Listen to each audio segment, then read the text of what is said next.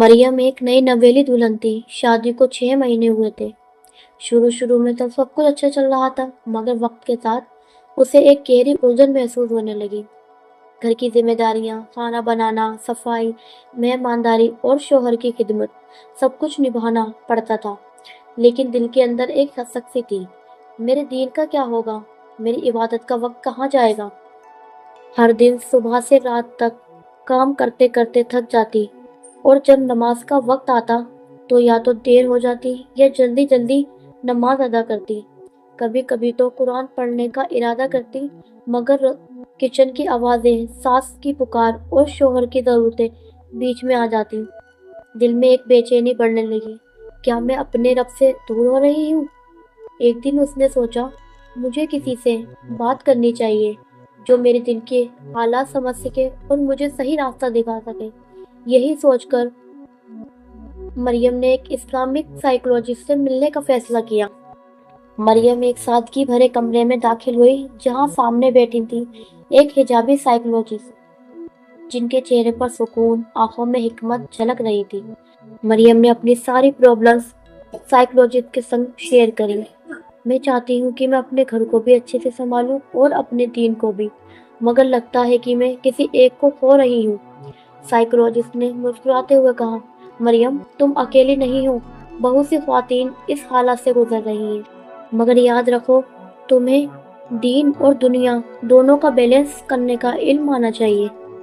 Psychologist نے ایک قرآن کی آیت پڑھ کے مریم کو سنائی، جو مریم کے سیدھے دل میں اتر گئی۔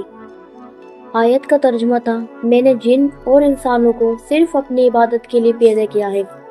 سائیکولوجسٹ نے سمجھایا، مریم، عبادت صرف نماز، روزہ اور قرآن تک سیمت نہیں ہے۔ اپنے شوہر کی خدمت، گھر کو سنبھالنا، بچوں کی پرورش، یہ سب بھی عبادت ہے، اگر تمہارا ارادہ اللہ کی رضا ہو۔ انہوں نے مریم کو کچھ آسان ٹپس بتائے۔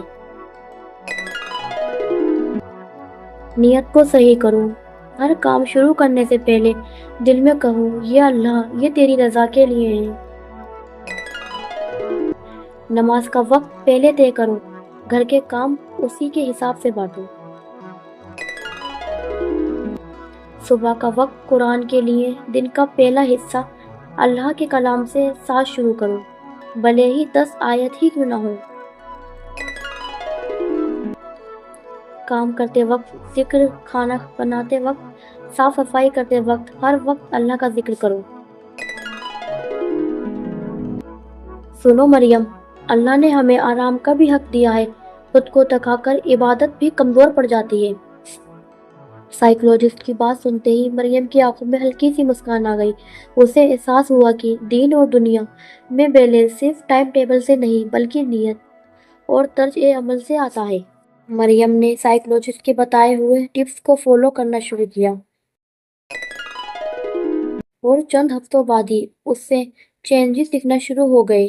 اب وہ اپنے گھر کے کام میں، شوہر کی خدمت میں اور بچوں کی تربیت میں بزی ہونے کے باوجود بھی عبادت کرتی۔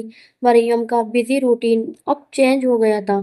جو مریم پہلے گھر کے کاموں میں الجھ کر عبادت کرنا مس کر دیتی تھی، اب وہ اسی روٹین میں عبادت بھی کرتی تھی، کیونکہ سائیکولوجسٹ کے آخری الفاظ مریم کے دل میں گونجتے رہے۔ مریم، یاد رکھو، جب تم اپنے گھر کو مینیج کرتی ہو، اپنے رشتے کو نبھاتی ہو اور اللہ کو راضی کرنے کا ارادہ رکھتی ہو، تو تمہارا ہر لمحہ عبادت بن جاتا ہے۔